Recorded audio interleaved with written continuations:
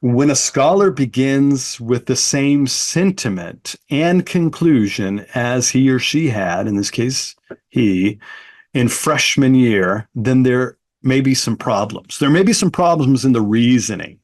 And I think in this case, there really is. There really are some problems here in the rest of the article. And there was a recent article written just a few days ago on July 29th, I believe it was, in the magazine Mere Orthodoxy. Mere Orthodoxy, July 29th, 2024, entitled Queer Theory as Actualized Cartesianism. Queer Theory as Actualized Cartesianism by Seth Trout, a pastor and scholar who makes a quite, you might say, a damning argument against Cartesianism or Descartes himself. And as the title suggests, it's quite a provocative title.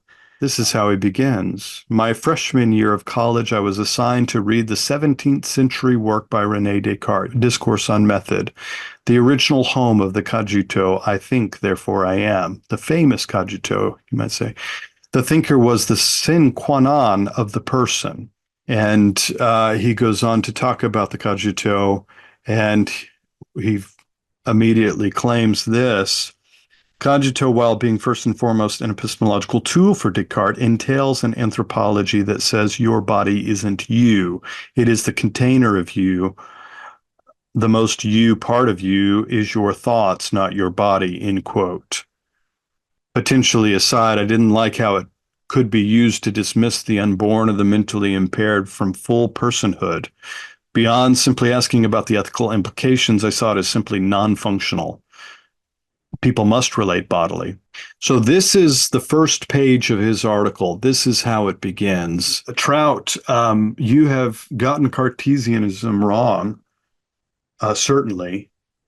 You've probably almost certainly gotten René Descartes wrong throughout. This kind of full-throated notion that Cartesianism actualizes queer theory, or maybe it's this idea that Cartesianism not only opens the door, but in opening the door, queer theory becomes a reality or actualized within this sort of perspective on the soul-body relationship. So I just want to repeat again that given all that's said here and given what's argued in his piece, the Mere Orthodoxy piece, on Descartes' queer theory in freshman writing in Troutt, he ends where he kind of begins, and he represents a piece of freshman writing that does not do justice. In fact, it does a real injustice to the whole discussion, to René Descartes, as well as to the Cartesian Christians that follow in his stead. And I think